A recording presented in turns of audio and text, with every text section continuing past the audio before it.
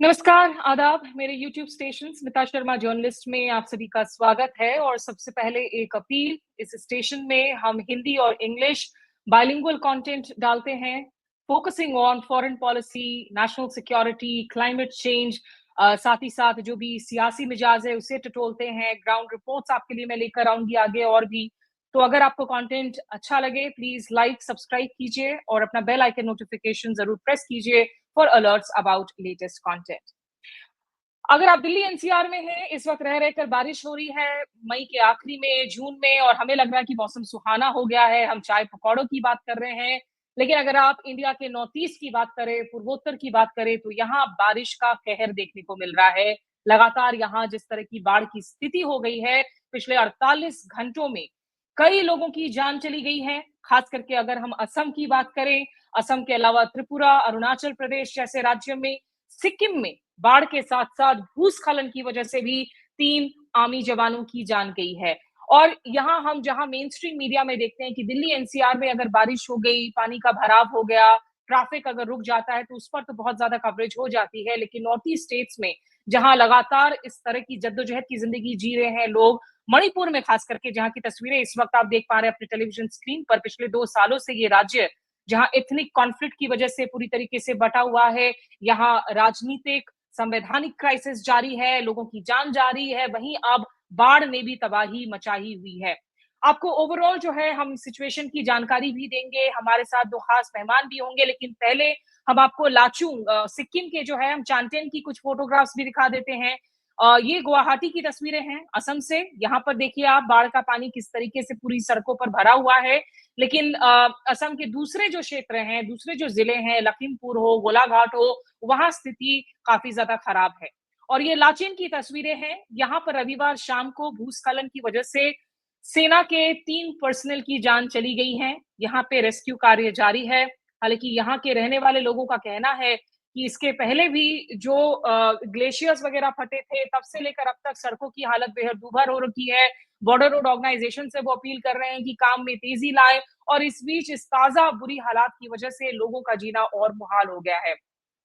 North east के इन तमाम states में इस वक्त क्या कुछ हालात हैं, आइए आपको इंडिविजुअली बताते हैं कि किस स्टेट में इस वक्त क्या पोजीशन हो रखी है। सबसे पहले अगर हम असम मिजोरम की बात करें, जहां पर एक जन की मौत होने की खबर है। अगर हम अपनी ग्राफिक्स को पुल अप कर सकें for all the different states, जो मिजोरम में जहां हम एक शख्स के मारे जाने की हम बात कर रहे हैं, और उसमें फ्लड्स की वजह से लोगों की हालत खराब है। We're just trying to pull up the graphics on the stage, please. जी, अरुणाचल प्रदेश में डेथ टोल 10 के पार है। यहाँ करीब 1000 पीपल हैं, 156 विलेजेस से जो डिस्प्लेस्ड हो गए हैं। याद हो कि जब हम फ्लड्स और रेन्स की बात करते हैं, तो एक बड़ा फैक्टर ये भी होता है, जो डिस्प्लेसमेंट होती है, लोगों को अपनी जिंदगियां वो जिस तरह से जी रहे हैं उसको छोड़कर कहीं और जाकर जिंदगी जीने के लिए मजबूर होना पड़ता है। असम में जो अभी तक के रिपोर्ट्स आ रखे थे, 3,60,000 से ज्यादा रेजिडेंट्स हिट हुए हैं 19 डिस्ट्रिक्ट्स में फ्लड की वजह से। यहाँ पे भी रेस्क्यू कार्य जारी है। मणिपुर में ओवर 20,000 पीपल अफेक्टेड हैं। करीब करीब 3,400 घर डैमेज हुए हैं। मणिपुर से आपको ग्राउंड रिपोर्ट भी हम दिखाएंगे। इम्फाल से शांति सलाम की रिपोर्ट है। मणिपुर के अलावा अगर हम दूसरे राज्यों की बात करें, मेघालय जो कि गर्मी के इस मौसम में खास करके टूरिस्ट के लिए बहुत फेवरेट राज्य है, पर्यटक लार्ज नंबर्स में जाते हैं बच्चों के साथ स्कूल की छुट्टियां मनाने के लिए। यहाँ बहुत सारे पर्यटक वो फंस चुके हैं। सिटीज जो हैं वो वाटरलॉक्ड हो चुकी हैं, और मिजोरम में बिल्डिंग कोलैप्स होने की वजह से एक जन की जान जाने की खबर है। इस पूरे मसले पर हम समझने के लिए, बात करने के लिए जोड़ेंगे हमारे मेहमानों को। हमारे साथ निधि जामवाल जुड़ रही हैं मुंबई से। आप सीनियर एनवायरमेंटल जर्नलिस्ट हैं, आप एनवायरमेंटल जर्नलिज्म पढ़ाती भी हैं, prolific writer, has won many scholarships. Many thank you Nidhi हमारे साथ जुड़ने के लिए। साथ ही हमारे साथ अमित अमित कुमार भी हैं, जो ईस्ट मोजो, ये नॉर्थ ईस्ट पर फोकस करता हुआ बहुत ही प्रोमिनेंट न्यूज पोर्टल है, आप इनके रिपोर्ट्स देख सकते हैं। उनके एग्जीक्यूटिव डायरेक्टर हैं और एनवायरनमेंट को बहुत अच्छी तरह से समझते भी हैं। बहुत शुक्रिया अमित आपका हमारे साथ जुड़ने के लिए। Thank you Smita.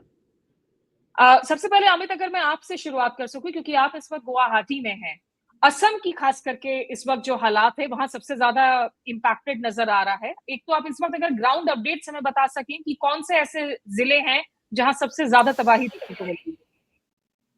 देखिए, गुवाहाटी में तो पिछले 2 दिनों में हालात थोड़े काफ़ी सुधरे हैं, क्योंकि कल बारिश उतनी नहीं हुई और परसों रात से बारिश थोड़ी कम हुई है, तो यहाँ पर गुवाहाटी में फ़िलहाल हालात काफ़ी ठीक हैं। ये मैं डिब्रूगढ़, गोलाघाट इन सब के बारे में नहीं कह सकता, सिलचर के बारे में भी हम्म। नहीं कह सकता, वहाँ पर हालात अभी भी काफ़ी नाज़ुक हैं। डिब्रूगढ़ में अभी-अभी 5 मिनट पहले हम लोगों ने एक रिपोर्ट पब्लिश किया था, हमारे कंट्रीब्यूटर ने स्टोरी कराया कि करीब 20,000 लोग प्रभावित हुए हैं बाढ़ से। और यहाँ पर ये समझना ज़रूरी है कि ये फर्स्ट वेव ऑफ फ्लड है। तो ये हम्म। ऐसा होता कि ये बाढ़ आके चली जाती तो बस यही होता, लेकिन ये पहला बाढ़ है और ऐसे बाढ़ अभी आएँगे।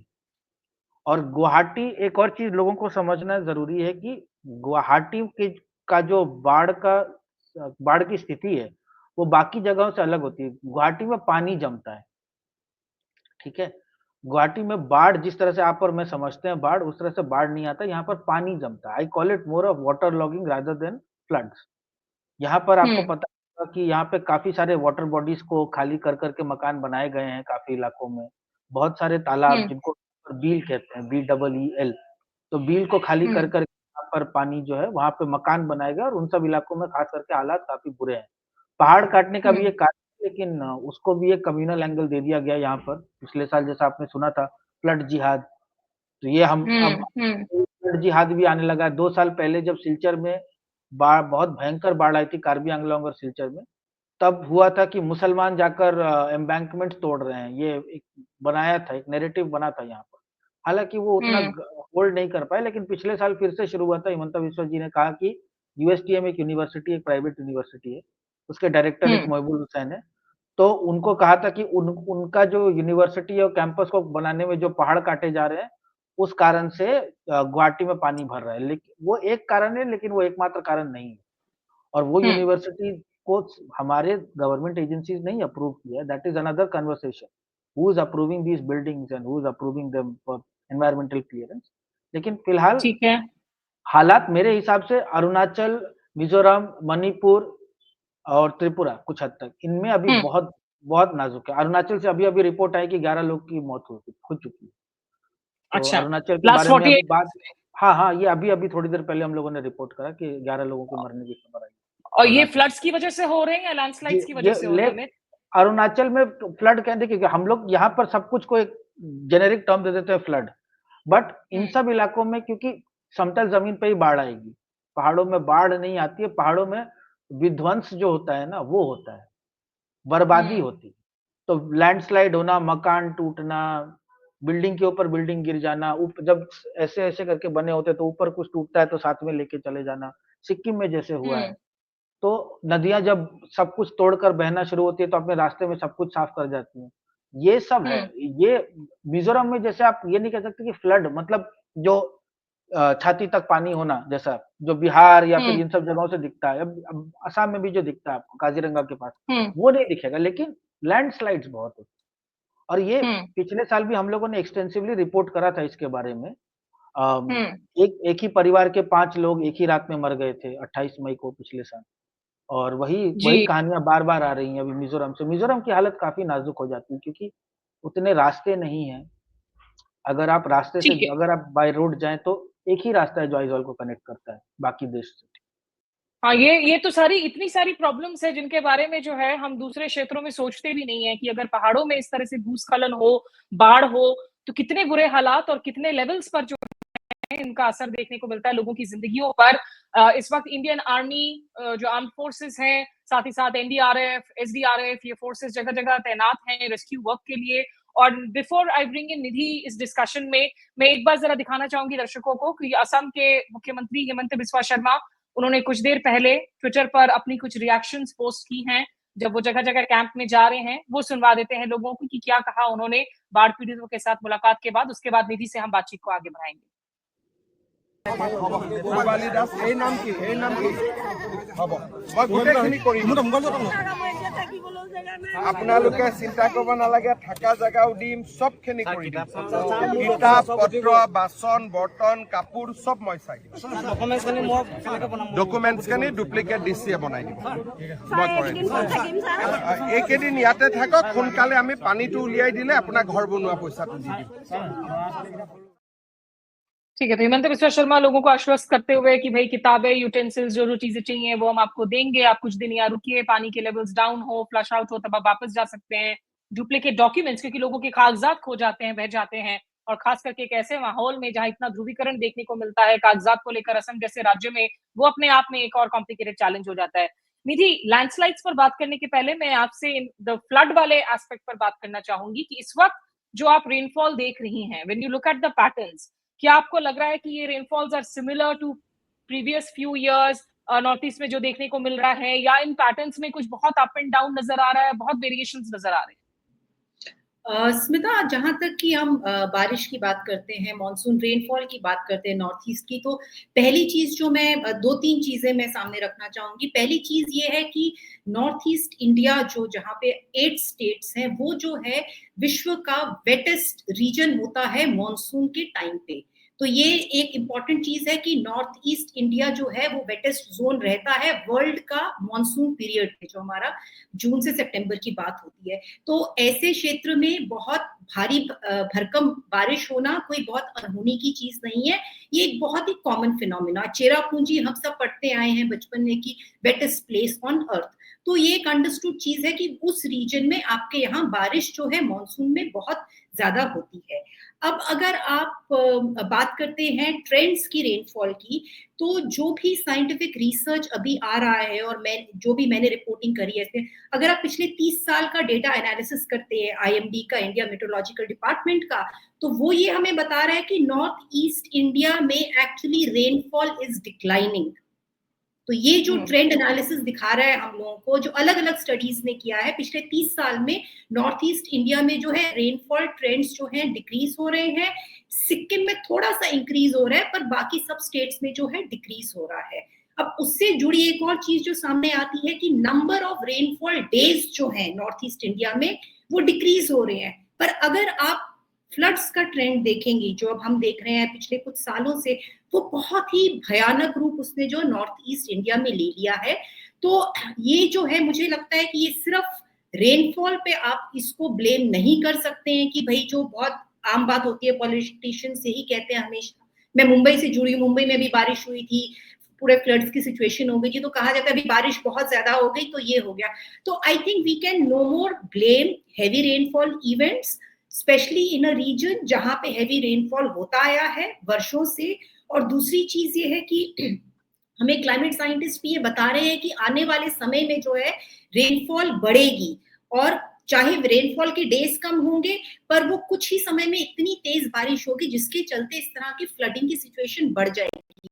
तो I think north east India एक बहुत ही अजीब सिचुएशन में है, जहां पर ओवरऑल अगर आप देखेंगे ट्रेंड तो रेनफॉल का डिक्रीज हो रहा है, पर जो फ्लड्स हैं वो उनकी जो इंटेंसिटी है, एंड इवन न्यू एरियाज जो है वो फ्लड में ऐड हो रहे हैं। कभी भी सिटीज जो थी नॉर्थ ईस्ट इंडिया की कभी भी इस बुरी तरह से फ्लड से प्रभावित नहीं होती थी, तो वहां पे जैसे अमित हमें बता रहे थे, उसका एक बहुत बड़ा कारण है urbanization, unplanned growth, the kind of infrastructure projects that are being pursued there, the way highways are being built there without any care for the local ecology and the Himalayan region and all that. तो मुझे लगता है वो भी एक बहुत बहुत बड़ा एक प्रभाव है उसका, ये जो इस तरह के फ्लड्स की सिचुएशन है। जी निधि, जिस तरीके से हमने कुछ सालों पहले चेन्नई के फ्लड्स को देखा था और हमने कहा था कि these are actually man made floods, Srinagar के बारे में भी बहुत सारे लोग वही कह रहे थे। तो जिस बात की ओर संकेत कर रहे थे अमित, क्या गुवाहाटी वाला, अगर हम असम की, हम लखीमपुर गोलाघाट की बात ना करें, लेकिन Guwahati looks like urban flooding का सिचुएशन? निधि? हाँ बिल्कुल, I completely agree with you. अभी स्मिता 5 साल पहले मुझे एक मीडिया फेलोशिप मिली थी वाटर के इश्यूज पे, और 2020 में कोविड के बिल्कुल आने से पहले मैं असम गई थी, और वहां पे मैंने गुवाहाटी से भी कुछ स्टोरीज करी थी, जिसमें से एक जो मेरी ग्राउंड रिपोर्ट थी, मैंने यही किया था कि अगर हम गुवाहाटी को अगर देखें तो गुवाहाटी जो है चारों तरफ से हिल्स से जो है सराउंडेड है, और ऑफ कोर्स वहां पे जब हिल्स से पानी नीचे आता है तो it is flood prone in that sense. But जैसा कि आप कहते हैं कि नेचर जो है, नेचर के पास पानी का सोल्यूशन है, तो गुवाहाटी के पास में अपनी भरलू रिवर है, अभी है, पर अब वो अगर आप उसको देखेंगे तो उसको एक सुएज चैनल बन चुकी है, उसको अभी आप रिवर बिल्कुल नहीं कह सकते। वशिष्ठी रिवर है, दीपौर बिल है, अलग-अलग इस तरह के लेक्स का एक नेटवर्क था, एक नेचुरल ड्रेनेज पैटर्न था, जो सारा का सारा एक्सेस पानी को जो है ब्रह्मपुत्रा में ले जाया करता था।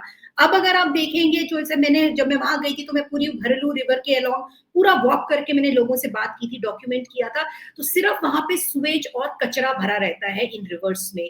अब द पॉइंट इज कि जब फ्लड आते हैं तो बहुत जरूरी है कि जो नेचुरल ड्रेनेज जो है इसको पहले से ही क्लियर करके रखना चाहिए, ताकि जब एक्सेस वाटर आएगा तो ये रिवर्स जो हैं, जो अर्बन रिवर्स है जिनको हम लोगों ने नाले बना दिया है, वो अपना काम कर सके। पर ये हमारी गलती है कि हमने एक तो इनको एनक्रोच कर दिया है, इन रिवर्स को हम लोगों ने नाले बना दिया है। सुएज ये स्टॉर्म वाटर के लिए है, आइडली रन ऑफ के लिए है, इसमें सुएज नहीं जाना चाहिए, पर सारा अनट्रीटेड सुएज इन रिवर्स के अंदर जा रहा है। तो बट ऑफ कोर्स जब भारी बारिश होगी तो ये पानी कहाँ जाएगा, तो वो अल्टीमेटली आपकी टेस्ट लेवल तक शहरों में भरेगा। तो ये एब्सोल्युटली जो है एक क्रिएटेड प्रॉब्लम है।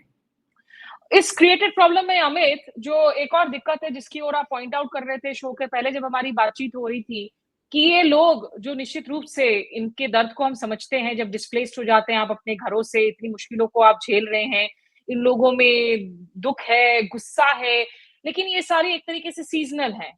ये लोग भी वापस कहीं ना कहीं उन्हीं घरों में वापस जाएंगे जिनको निधि कह रही है कि एक तरीके से ये इंक्रोचमेंट है जो दिक्कतों को जो है इंक्रीज करती है।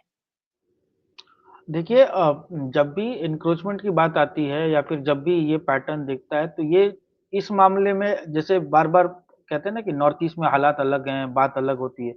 कुछ-कुछ मामलों में चाहे आप अरुणाचल में रहें, चाहे गुजरात में रहें, कोई फ़र्क नहीं पड़ता।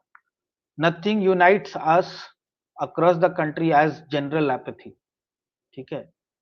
तो गुवाहाटी की बात करें या किसी और शहर की बात करें, देखिए निधि ने जैसे कहा नालों की बात करते हैं, तो अभी कुछ दिन पहले, कुछ महीने पहले, कब 6 महीने पहले, 1 साल पहले एक काफ़ी अच्छी एक रिपोर्ट आई थी कि गुवाहाटी के जो नाले हैं वो 1930 से बदले नहीं हैं, वही नाले हैं। वो नेटवर्क जो है नाला का, हम्म। वो वही रहा है। और उस केस में आप क्या करते हैं कि आप नदियों को नाले बना देते हैं। मैं रहता हूँ वशिष्ठ नदी के पीछे और मैं खुद साइकिल हम्म। चलाने का शौक है मेरे को, लेकिन मैं कभी वशिष्ठ नदी के पास नहीं जाता कि नाले से बदबू आती। एक समय में नदी थी, हम्म। अभी भी नदी है, लेकिन आप अगर आपको कोई बोले नहीं तो आपको पता नहीं चलेगा कि भरलू नदी है, कि वशिष्ठ नदी है। दीपोर बिल में एनक्रोचमेंट कहिए या जो कहिए, आधी बिल्डिंगें तो गुवाहाटी यूनिवर्सिटी ने बना रखी है। दीपोर बिल में कौन घुस-घुस के मकान जगह कौन ले रहा है? पहाड़ कौन काट रहा है? और ये सब हमें पता है क्योंकि मैं यहाँ पे काम करता हूँ, मुझे पता है कि जब इलेक्शन की बात आएगी तो ये सब मुद्दे नहीं बनते हैं, क्योंकि इन मुद्दों को का हल जो है वो काफ़ी कठिन होगा। हम्म। और वो कठिनाई ना हम झेलना चाहते हैं, ना हम सुनना चाहते हैं, क्योंकि हम उस कठिनाई का हिस्सा हैं। हमने वो कठिनाई बनाई है। नदियों की बात करते हैं, हमारे देश में आप देखिए कि पहले 20 लीटर पानी का बोतल शुरू हुआ, अब 250-250 एमएल की बोतलें बनने लगी हैं। तो हम्म। ये जो नाला साफ करने की बात आती है, तो नाला साफ क्या करते हैं? नाला का कचरा निकाल के नाले के बाहर रख देते हैं। बारिश होती है, हम्म। वही वापस चला जाता है। अब मैं आपको थोड़ा-सा मतलब, और एक सरकार की तरफ से ना एक मतलब एक अच्छी खासी पहल होती है ये दिखाने के लिए कि हमने काम किया है। तो स्टेट हम्म। डिज़ास्टर रिलीफ की बात जब हम कर रहे थे, रिस्पॉन्स फंड की बात कर रहे थे, तो सिर्फ 2024-25 में डेटा के हिसाब से 795 795 crore rupees has been released, not allocated, released. हम्म। ये सिर्फ ये असम स्टेट का 800 करोड़ रुपए, और हम्म। 2021 से 24 के बीच में 3400 crore 3400 crore rupees has been spent on 637 flood and erosion management projects by Assam Water Resource Department. हम हम्म। फ्लड को मैनेज ही कर सक हम यही हमने अब एक बना लिया है कि एक सोची समझी साजिश कहिए या जो कहिए कि एक फ्लड को मैनेज करेंगे, रोक नहीं सकते हैं ना अब तो, क्योंकि मकान तो बन गए। आप हम्म। एनक्रोचमेंट खाली करते हो तो एनक्रोचमेंट खाली करने का रिएक्शन इसके ऊपर डिपेंड करता है कि खाली होने वाला असामी है, असामी बोलने वाला है या बंगाली बोलने वाला है।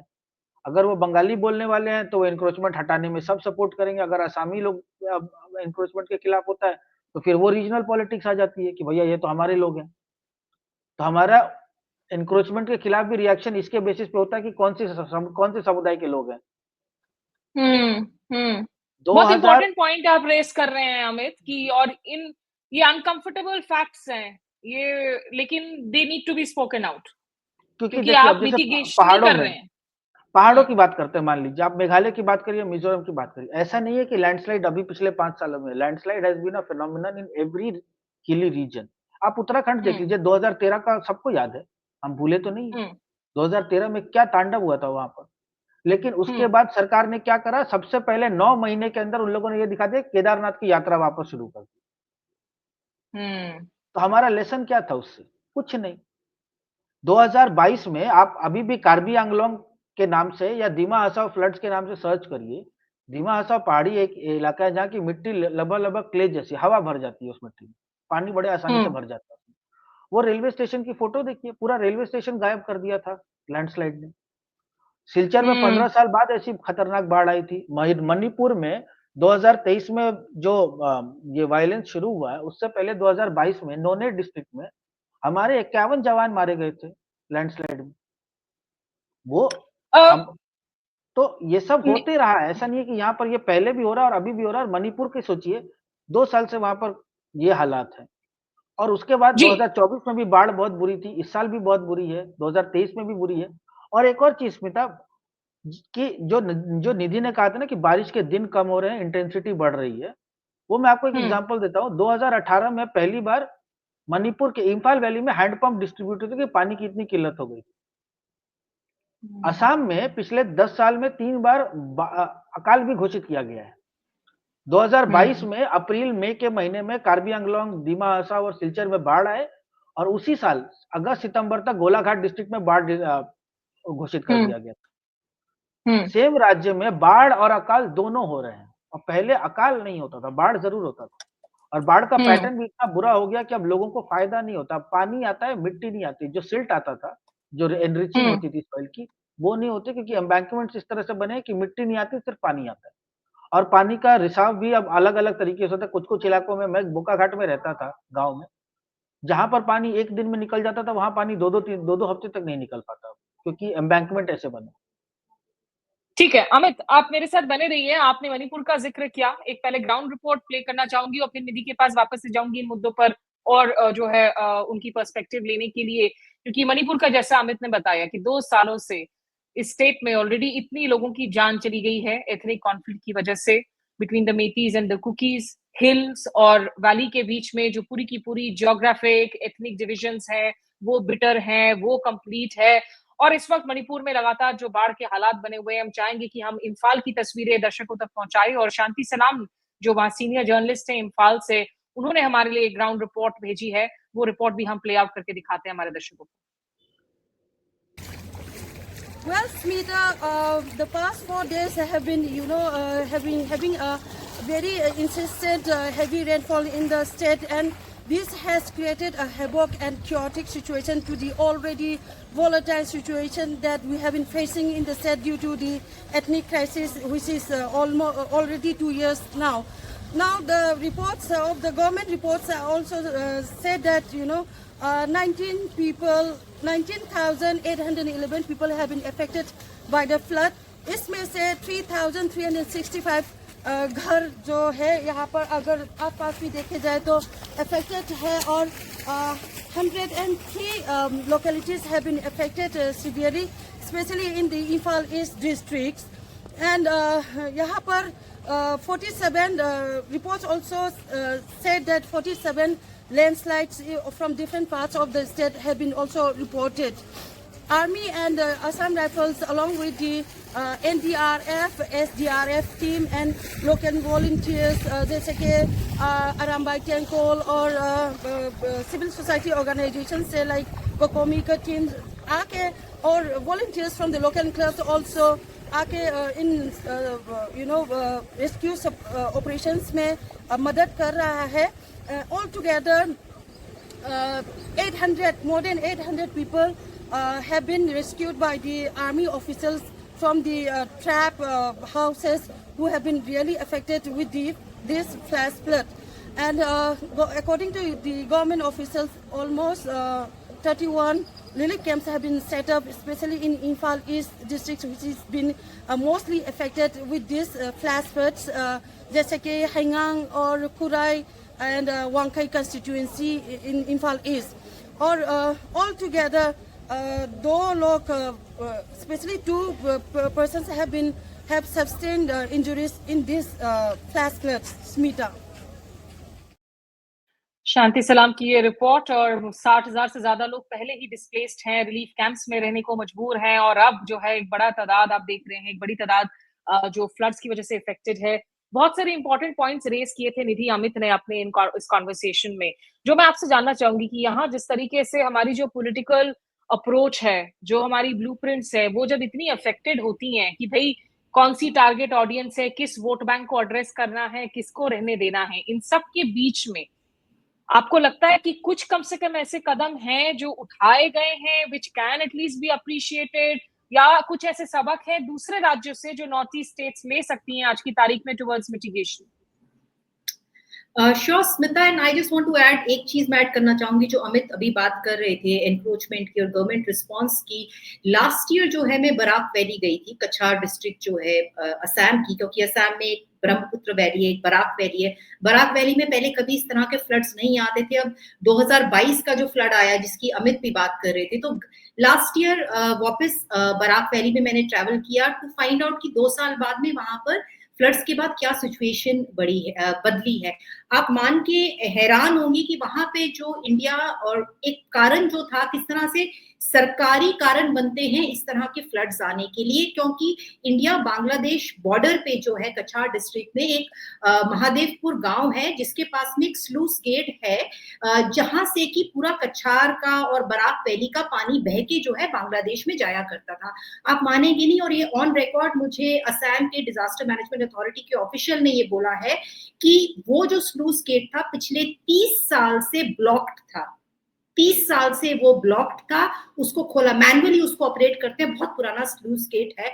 और क्योंकि वो इंडिया बांग्लादेश बॉर्डर पर था, वो स्लूस गेट बंद था, जिसके चलते जब इतनी बारिश हुई पूरा का पूरा कछार डिस्ट्रिक्ट जो था इट वेंट अंडर वाटर, और वहां से जो है पानी ऑलमोस्ट 1-2 महीने तक नहीं निकल पाया। तो मैं बस एक एग्जांपल देना चाहती हूँ कि कितना इंपॉर्टेंट है हमारे लिए कि जो ये सरकार का भी एक रवैया होता है कि जब बारिश हो गई, बुरे हाल हो गए, तो आप जाके जो सिस्टम्स जो हैं जो आइडली फंक्शन करने चाहिए सालों से, वो फंक्शन ही नहीं करते हैं। और उस समय जाके फिर आप लास्ट मिनट आप कुछ ना कुछ किसी तरह से, किसी को तो आपको दोष देना है, तो आप कहेंगे कि भैया गांव वालों ने जाके एम्बैंकमेंट को फोड़ दिया, ये किया। तो आई थिंक अकाउंटेबिलिटी जो है बहुत जरूरी है इस पूरे विषय को लेकर। अब जहां तक बात करते हैं कि क्या चीज है जो I think it is becoming very clear, we have to create room for rivers. I think जो हम कुछ भी प्लानिंग करें अपने इंफ्रास्ट्रक्चर की करें, घर बनाएं, शहरों को बनाएं, बहुत जरूरी है कि हमको रूम फॉर रिवर्स, चाहे जो पानी के लिए हमें जगह छोड़नी पड़ेगी, क्योंकि जिस तरह के हमारे रेनफॉल पैटर्न्स बदल रहे हैं, और सिर्फ नॉर्थ ईस्ट की मैं बात नहीं कर रही हूँ, मैं पूरे देश की बात कर रही हूँ, जिस तरह की फ्लड्स अब हमारे देश में हो रहे हैं, तो उसके लिए बहुत जरूरी है कि हमारा जो drainage system, natural drainage system है, जिसको पूरी तरह से अर्बन प्लानिंग ने जो है इग्नोर किया है, उसको आप बिल्कुल इग्नोर नहीं कर सकते हैं। सेकंड थिंग, मैं एक अक्षवी की बात करना चाहूंगी। एक अक्षवी करके एक नया आप कह सकते हैं वेब पोर्टल, एक ई वॉलेट बनाया गया है डिजास्टर्स को लेके, भी नई उसकी पहल हुई है, UNDRR भी उनके साथ में जुड़े हुए हैं। तो आइडिया अक्षवी का क्या है कि एक आपका ई वॉलेट है जिसमें लोग जो हैं अपने damages after a flood, after a disaster जो है खुद जो है उसको उसमें लॉग इन कर सके। क्योंकि अभी क्या होता है, इवन जब मैं बराक वैली लास्ट ईयर गई थी तो कितने में ऐसे गांव वाले से मिली थी जिनको आज तक 2 साल के बाद भी कोई कॉम्पनसेशन नहीं मिल पाई थी, और उनको कोई भरोसा भी नहीं था उनको मिलने वाली भी है। तो काफी ऐसे लोग हैं जब हम असेसमेंट करते हैं डिजास्टर के बाद का, वो लोग की आवाज, उन लोगों के कागजात सरकार तक नहीं पहुंच सकते। तो हम लोगों को एक जरूरी है कि बॉटम अप अप्रोच बनानी पड़ेगी, जहां पे लोग अपने डैमेजेस को है रिकॉर्ड करके सरकार तक पहुंचा सके। इट कैन नॉट बी कि सरकार का कोई डिस्ट्रिक्ट ऑफिशियल आ रहा है या कोई तहसील ऑफिसर आके लोगों के घर में जाके चेक कर रहा है। It is practically impossible to do that. तो अक्षवी करके जो है, हाल ही में मैंने डाउन टू अर्थ में इसमें स्टोरी भी करी थी कि ये इन्होंने शुरू किया है। 3 प्रदेशों में इसका पायलट टेस्ट भी हुआ है, असम में भी इसका पायलट टेस्ट किया गया है, वेस्ट बंगाल में किया गया है, उत्तर प्रदेश में किया गया है। तो इस तरह के जो आई थिंक बॉटम अप जो अप्रोच है हमको as far as disaster, floods, landslides, उसको अपनाना जो है लार्ज स्केल पे बहुत ही ज्यादा जरूरी है। ठीक है अमित, मैं आपसे ये भी पूछना चाहूंगी कि एक हिमंत बिस्वा शर्मा का मैं ट्वीट देख रही थी, and if you could pull up that tweet, जिसमें उन्होंने लिखा कि today in Lakhimpur I instructed officials to adhere to existing standard operating protocols while releasing water downstream. Abrupt and ad hoc release of water has exacerbated the flood situation. थोड़ा इसे आप explain कर पाएंगे कि ये कौन सी किस चीज के बारे में बात कर रहे हैं? तो देखिए, जो मैं पहले कह रहा था आपसे कि बाढ़ का पैटर्न बदल गया है, और बाढ़ जो आप और मैं समझते थे वो कि पानी आता है और पानी चला जाता है, ये अब नहीं होता है। अब इसका एग्जांपल मैं अपने एक्सपीरियंस से बता रहा हूँ। मैं बोकाघाट करके एक जगह में रहता था, जो धनसिरी नदी है जो बहती है और वो आगे जाके ब्रह्मपुत्र से जुड़ती है। कई बार ऐसा होता था वहां पर कि नागालैंड से पानी छोड़ा जाता था, क्योंकि नागालैंड में भयंकर बारिश हो रही है और हमारे यहाँ प्रचंड गर्मी। 200 किलोमीटर अपस्ट्रीम बारिश हुआ, पानी रिलीज कर दिया, हम सवेरे उठे देखा घुटने तक पानी है। यही मैं कह रहा हूं कि एक जो बारिश और बाढ़, पहले हमको लगता था, हमने हमेशा से सीखा है कि एक्सेस रेन कॉजेस फ्लड्स। ये जो लिंक है ना डायरेक्ट, ये डायरेक्ट लिंक नहीं रहा, ये अब पूरा एक मतलब हैपैसेट जलेबी बन गई है। बारिश कहाँ हो रही है, पानी कहाँ से छोड़ा जा रहा है, पानी किस तरफ छोड़ा जा रहा है, जिस तरफ छोड़ा जा रहा है उस तरफ नाले या वाटर बॉडीज को साफ किया है कि नहीं, डीसिल्टिंग हुई है कि नहीं, ये सब इतने सारे परम्यूटेशन कॉम्बिनेशन हो गए हैं स्मिता जी कि अब बताना मुश्किल हो जाता है कि यहाँ पे बाढ़ किस वजह से आई है। देखिए, जैसे मैं आपको कह रहा हूँ, गुवाहाटी में बाढ़ का सबसे बड़ा कारण है कि जो पानी गिरता है वो निकल नहीं पाता। एक एग्जाम्पल मैं आपको दिया। किसी और जगह में ऐसा होगा कि पानी छोड़ा गया कहीं से और वो दे वे डाउनस्ट्रीम, तो पानी उनके पास आ गया, उनके यहाँ बारिश ही नहीं हुई है। 2022-23 में हम लोगों ने एक स्टोरी करी थी जहां पे एक बड़ा मतलब डेंजरस पैटर्न दिखा हमको कि ब्रह्मपुत्र की जो ट्रिब्यूटरीज है, बहुत सारी नदियां हैं जो ब्रह्मपुत्र में जुड़ती हैं, उनकी जो हाइट है वो ब्रह्मपुत्र से ऊपर हो चुकी है सिल्टिंग के कारण। तो नॉर्मली मान लीजिए फॉर एग्जांपल 1 क्यूसेक पानी पर सेकंड छूटता है एक नदी से। अब क्योंकि वो हाइट बढ़ गई है डीसिल्टिंग नहीं होने के कारण, तो वो मल्टीप्लाई हो गया है और वो हर इलाके में इतना स्पेसिफिक है कि उसको एक हिसाब से कैलकुलेट करना भी लगभग असंभव हो। और ये सब समस्याएं जो है ये they are now manifesting in ways that has become very difficult for us to predict also. जैसे लैंडस्लाइड की मैंने आपसे बात करी, माइक्रो एरिया में लैंडस्लाइड होता है। मान लीजिए एक रोड के एक टर्न पे 50 मीटर में 4 पत्थर गिर गए, उसका लैंडस्लाइड ना पहले से डिसाइड कर सकते हैं ना बाद में डिसाइड कर सकते हैं। आपको पता नहीं, आप चल रहे हैं, आपको ये नहीं पता कि ऊपर से क्या गिरेगा। ऐसा हुआ है ना, अभी कुछ दिन पहले मिजोरम में काफी दुखद घटना थी। एक बच्ची थी जो सिंगापुर में पढ़ती थी, उसके माँ बाप गए थे उसको लाने के लिए, ऊपर से सिर्फ एक पत्थर गिरा, पूरी की पूरी गाड़ी लेके गायब हो गए और पूरे परिवार की जान चली गई। अब ऐसे इतनी सारी कहानियां हैं जो नेशनल लेवल तक तो पहुंचेंगी भी नहीं, क्योंकि ये लोकल स्टोरीज हैं। और this might sound controversial, but जरूरी नहीं है कि सब कुछ नेशनल लेवल पर ही जाए for action to be taken. Local लोगों, स्टेट गवर्नमेंट्स को पता है ये बात, उनको पता है कि एक साल में एक सड़क कितनी बार टूटती है। सिलीगुड़ी से गैंगटॉक का जो रास्ता है उसका आप एक ट्रैकर बना लें कि कितनी बार एक साल में लैंडस्लाइड होता है। अप्रैल से लेकर अक्टूबर तक वहां पर होना ही होना, it is not a matter of if but when. 2023 के ये ग्लेशियर लेक आउटबर्स्ट फ्लड्स जो थे, जो ग्लेशियर लेक के कारण हुआ था, उसमें इतना पानी था स्मिता जी कि नदी का जो बेड है वो ऊपर उठ गया है। तो जो नदी सड़क बनाई गई थी इस हिसाब से कि सड़क इस हाइट पर होगी और नदी यहाँ होगी, वह बराबर बह रहे हैं। जरा सा पानी छूटता है और वो रोड जो है वो कवर हो जाता है। अब हम ये बात कर सकते हैं, हाँ, जैसे ये आप तस्वीरें देख रहे हैं लाचेन की, ये मैं आपको बता रहा, ये देखिए, अब इसमें आप क्या करेंगे और इसमें आपने क्या नहीं किया है, ये भी समझने की। देखिए, वही मैं कह रहा हूँ कि landslide is not a new phenomenon in the hills, right?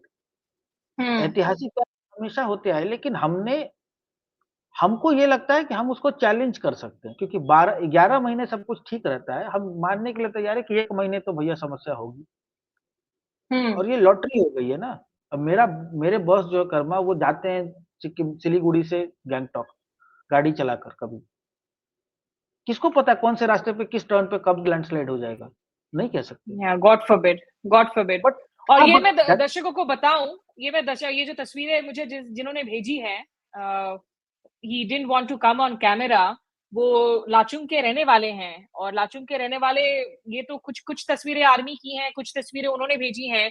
एक तस्वीर मैं दिखाना चाहूंगी जहां पर इट्स अ सिंगल फोटो, और उन्होंने कहा कि ये जो आप ग्लोव की बात कर रहे थे, कि अभी तक नॉर्थ सिक्किम में जो नॉर्थ सिक्किम हाईवे है वो भी अभी तक ओपन नहीं हो पाया है। It's facing a lot of problem, we are having to travel through alternative roots.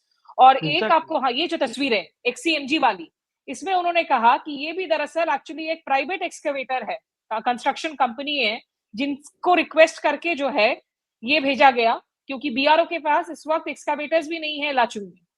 तो ये है वहां की हकीकत, जो लार्ज स्ट्रीम मीडिया में देखने को नहीं मिल रही है। बहुत मुश्किलात हैं।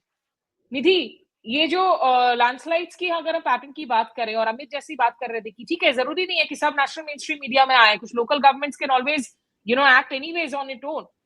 डेटा क्या हमारे पास अवेलेबल है कि किस तरह से इतने सारे एक्सीडेंट्स का जिक्र कर रहे थे अमित, इस गवर्नमेंट के साथ एक प्रॉब्लम रही है हर मामले में, whether it's Covid, whether it's employment, data का इश्यू रहता है। क्या जो हमारी डेटा है for these kind of landslides, for these kind of situations over the past few years, क्या वो इंप्रूव हो रही हैं? क्या लोकल फोरकास्टिंग इंप्रूव हो रही है, या उसमें दिक्कतें और बढ़ रही? स्मिता, जहां तक कि लोकल फोरकास्टिंग की बात करेंगे तो हमारा लोकल फोरकास्टिंग सिस्टम डेफिनेटली बेहतर हुआ है, पहले से बहुत बेहतर हुआ है। तो और अब जो भारत फोरकास्ट सिस्टम नया आया है, जो कि 6 किलोमीटर का उसका रेंज है, पहले 12 किलोमीटर था हमारा फोरकास्टिंग का, अब 6 किलोमीटर हो गया। तो एज फार एज फोरकास्टिंग की मैं बात करूंगी तो फोरकास्ट जो अगर आप आईएमडी का भी देखें तो वो लोग भी ये बताते हैं कि इतनी बारिश आपके यहाँ पे आने वाले 2-3 दिन में होने वाली है जो है, और अब वो काफी इम्पैक्ट बेस्ड फोरकास्टिंग करते हैं। एक समय था जब आईएमडी सिर्फ बोलता था कि भैया हैवी रेनफॉल होगा, स्कैटर्ड रेनफॉल होगा, ब्ला ब्ला होगा, जिसकी किसी को कोई समझ नहीं आती थी। पर अब अगर आप उनके फोरकास्टिंग के उनके बुलेटिन्स देखेंगे तो इम्पैक्ट बेस्ड देती है, तो आपको बताएंगे विंड स्पीड क्या रहेगा और इस विंड स्पीड पे आपके घर की छतें उड़ सकती हैं, ये हो सकता है। तो हमारा फोरकास्टिंग सिस्टम डेफिनेटली बेटर हुआ है। जहां तक डेटा की बात है तो डेटा के मामले में हम एकदम गोल हैं।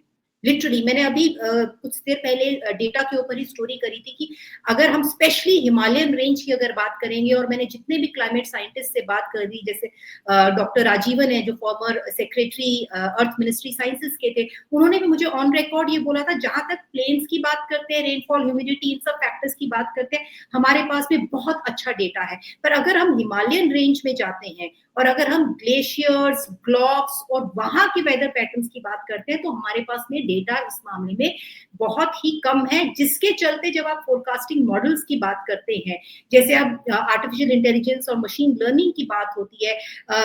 लास्ट दिसंबर मैं काठमांडू गई थी, वहां पे इसी मोड की बहुत इंपॉर्टेंट मीटिंग थी जहां पे चाइना से कुछ साइंटिस्ट आए थे। और मैं Smita, I can not tell you कि AI/ML को लेके जिस तरह का काम चाइना अब कर रहा है लैंडस्लाइड्स को प्रिडिक्ट करने का, इट इज अमेजिंग। बिकॉज अगर आप चाइना को भी देखेंगे, चाइना भी काफी जो है लैंडस्लाइड प्रोन एरिया है उसके, तो उन लोगों ने क्योंकि इस तरह का डेटा सेंसर्स के थ्रू, ड्रोन्स के थ्रू, सैटेलाइट्स के थ्रू उन्होंने इतना लोकलाइज डेटा लैंडस्लाइड्स को लेके उन्होंने कलेक्ट कर लिया कि अब जो है वो प्रिडिक्ट कर देते हैं कि फलाने एरिया में ये लैंडस्लाइड हो सकती है और आप लोगों को इवैक्यूएट वहां से कर सकते हैं। They have saved thousands of lives like that, again because they have data, जिसके चलते आप अपना AIML आर्टिफिशियल इंटेलिजेंस अगर आप इस्तेमाल करना चाहते हैं अर्ली वार्निंग सिस्टम्स को डेवलप करने के लिए, तो उसके लिए डेटा बहुत जरूरी है। पर हमारे यहाँ डेटा की बहुत कमी है। जो डेटा है उसको भी इतना गार्ड करके रखा जाता है। मैं तो ऐसे सरकारी साइंटिस्ट से बात करी हूँ जो ये कहते हैं कि हमको ही सरकारी डेटा नहीं मिल पाता है, तो आप पत्रकार तो बहुत दूर की बात है। तो ये डेटा का एक बहुत बड़ी समस्या है, और अगर हम इस समस्या को नहीं सुलझा पाएंगे तो मुझे लगता है जो AIML का बेनिफिट हमें मिल सकता है वेदर फोरकास्टिंग को या अर्ली वार्निंग को बेटर करने के लिए, तो उसको हम उसका फायदा नहीं उठा पाएंगे जब तक हमारा डेटा हमारे पास अच्छा नहीं होगा। बिल्कुल, और ये इनफैक्ट जब मैं पब्लिक पॉलिसी के स्टूडेंट्स को पढ़ाती भी हूँ तो मैं हमेशा कहती हूँ कि जब तक डेटा क्रेडिबल नहीं हो पाएगा, आखिर पॉलिसी मेकर्स भी कैसे उस पर आगे काम कर सकेंगे, टुवर्ड्स सॉल्यूशन गियर कर सकेंगे। फाइनल क्वेश्चन अमित आपसे, जैसा आपने कहा था, क्योंकि जब हमने शो की शुरुआत की थी हमारे पास जो डेथ टोल आ रहा था एटलीस्ट 34 डेड, आपने कहा अरुणाचल में डेथ टोल ऑलरेडी 11 होने की खबर आ रही है, तो आपको लग रहा है कि आने वाले अगले 24-48 आवर्स में ये डेथ टोल और ज्यादा बढ़ने की आशंका जताई जा रही है, और कैंप्स की जो हालत है, गवर्नमेंट्स आकर तो अश्योर कर सकती हैं कि आपको हम सब कुछ पहुंचा देंगे, लेकिन आप लोगों को रिपोर्ट्स क्या आ रही हैं डिस्प्लेस्ड कैंप्स से कि क्या उन लोगों को वहां पर एक्चुअली में कुछ जो प्रोविजंस वगैरह मिलनी चाहिए वो मिल रही हैं? देखिए, एक बात मैं कहना चाहूंगा कि मैंने एक चीज जो देखा है कि पिछले 10 सालों में कैंप्स की हालत काफी हद तक सुधरी है। ये मैं जबरदस्ती, मतलब सिर्फ I won't criticise for the heck of criticising. Camps की हालत सुधरी है। हालात मुश्किल होते हैं, चैलेंजिंग होती है, सबको मालूम है। ये नहीं कह रहा कि सब आराम से रहते हैं, लेकिन मैंने खुद काफी कैंप्स देखे हैं और पहले के मुकाबले, क्योंकि ये सब मामले में जो स्टेट डिजास्टर रिस्पॉन्स रहा है, ये पहले से काफी हद तक सुधरा है, ये है। और एक चीज और आप और नोटिस करेंगे स्मिता जी और निधि भी देखेंगे कि अब वो डेथ टोल जो है वो पहले, आज से 10-12 साल पहले, मुझे याद है 2009 में बिहार में जब बाढ़ आया था तो कहते थे कि सुनामी से ज्यादा लोग मरे थे वहां पर। 2009 एक बाढ़ आया था, 2008-2009 में। अभी ये हालात काफी सुधरे हैं कि वो नंबर उस स्टेज तक नहीं पहुंचता। 1000, 2000, 10,000 लोग नहीं मरते, लेकिन डैमेज कम नहीं हुआ है। ये भी जरूरी है बताना कि लोग जो कह रहे हैं कि देखिए, असम में एक और बात हो जाती है, फिर से मैं थोड़ा सा फ्लड और ये इसका जो एक क्या कहें, ये डाइकोटमी नहीं है, क्योंकि देखिए जिस राज्य में आपकी सिटीजनशिप को लेकर इतने सवाल उठते हैं, वहां पर हम हर साल देखते हैं कि कुछ गांव बचे ही नहीं। तो जिस गांव से आपके सारे कागज हैं, वो गांव ही अगर नहीं बचेगा तो आप लेगेसी कैसे दिखाएंगे? और ऐसा इतने सारे गांवों के साथ हुआ है कि अब उसका हिसाब, वो उसका भी डेटा नहीं है हमारे पास, because that data does not fit in the narrative. मैं सिर्फ बंगाली समाज या फिर एक स्पेसिफिक समाज या कम्युनिटी के बारे में बात नहीं कर रहा हूँ। आप मिसिंग समाज में देखिए, कार्बी समाज में देखिए, बोडो समाज में देखिए, जो इंडिजिनियस पॉपुलेशन है, उनको भी कितनी बार डिस्प्लेस हुए हैं वो अपने ही इलाके। तो ये कहीं ना कहीं, ये मैं पिछले 7 साल से I am saying this to everybody who bothers to listen, that NRC is as much an ecological issue as it is a political issue. Absolutely. और इस पर उम्मीद करता हूं कि किसी दिन किसी का दिमाग खुलेगा तो बोलेगा कि चलो भाई ढंग से काम करो इसके ऊपर, क्योंकि हमारे पास केस स्टडीज हैं। मैं और एक और पत्रकार 7 साल से इसी पर अपने तरफ से कर रहे हैं कोशिश काम की। ये हमको समझना जरूरी है कि ये बारिश करके, फ्लड करके, ये जो देखिए अभी जो नॉर्थ ईस्ट का, आपको पता है कि कितना we are on a tinder box right. जब भी एक नंबर दे देता है 5 लाख लोग डिस्प्लेस हो गए, अरे 5 लाख लोग डिस्प्लेस हुए तो उसमें से कितने लोग अपने घर वापस आ पाएंगे? और अगर वापस नहीं आ पाएंगे तो कहाँ जाएंगे? और जहां जाएंगे वहां पर उनका क्या होगा? और ये सब सवाल हम करना नहीं चाहते, क्योंकि जैसा मैंने कहा कि इनका जो हल है बहुत कठिन है। और गुवाहाटी शहर तो चलिए फिर भी यहाँ पर फर्स्ट वर्ल्ड फैसिलिटीज है ना कहीं हद तक, मतलब ठीक है। 2 दिन बाद मेरे घर में बिजली तो है, आ गई बिजली, एटीएम चल रहे हैं, लेकिन जो अक्रॉस नॉर्थ ईस्ट जिस तरह से जो पैटर्न हो रहा है, जिस लेवल पे लोग डिस्प्लेस हो रहे हैं, इसका असर हम देख रहे हैं। अब इसको whether we acknowledge and start working on it और whether we continue to push it under the carpet is for the governments to decide. Manipur north east का सबसे गरीब राज्य है। उस राज्य में पिछले 2 साल से ऐसा वायलेंस हुआ है जिससे शायद वो स्टेट कभी रिकवर ना कर पाए। और उसके बीच में पिछले 3 साल हर साल इम्फाल को ऐसी मार पड़ी है बाढ़ के नाम पर। आप सोचिए लोगों को किस हद तक हम खींच रहे हैं, चाहे पेशेंस की बात हो, चाहे तो ये सब डिस्कशंस ठीक है, काश हमारे डिस्कशन से भी कुछ असर हो, जैसा आप कह रहे हैं पॉलिसी, लेकिन ये वही सरकार है जो सेंसस तक नहीं करना चाहती। तो जब हमारे पास चलिए नंबर, हमारा I mean beyond a point, of course मैं इस मुगालते में तो नहीं रहती कि we can untwist governments or force them to do anything that they don't want to do, लेकिन हमारा काम एज जर्नलिस्ट्स है इंफॉर्मेशन लोगों तक पास करना और इन इश्यूज पर बातचीत करना, और वही कोशिश है हमारी, क्योंकि जब हम क्लाइमेट चेंज की बात करते हैं, जब हम अर्बन फ्लडिंग की बात करते हैं, the impact on lives, on livelihoods, on economy and then political narratives to political vote banks, all of it is just so intertwined अभी, और इनको समझना, इन लेयर्स को समझना बहुत जरूरी है। फिलहाल अमित कुमार, आपका गुवाहाटी से हमारे साथ जुड़ने के लिए, और निधि आपका मुंबई से हमारे साथ जुड़ने के लिए बहुत बहुत शुक्रिया। And at this point in time my thoughts and prayers with all those who have been affected, जिन लोगों की जानें गई हैं, जिन लोगों ने अपने अपनों को अभी तक खोया है इस बाढ़ में, इस बारिश में, और जो लोग अभी भी फंसे हुए हैं, हम उम्मीद करते हैं कि उनको सुरक्षित स्थानों तक निकाला जा सके। लोग बार बार डिस्प्लेस्ड होते हैं, लेकिन इन डिस्प्लेसमेंट्स के पीछे भी जो वजह है उनको भी हमने समझने की कोशिश की, इन परतों पर बातचीत करने की कोशिश की। आगे भी इसी तरह के ब्रॉडकास्ट लेकर वापस आप तक लौटूंगी। फिलहाल मेरे साथ मेरे YouTube स्टेशन पर जुड़ने के लिए बहुत शुक्रिया। नमस्कार, आदाब।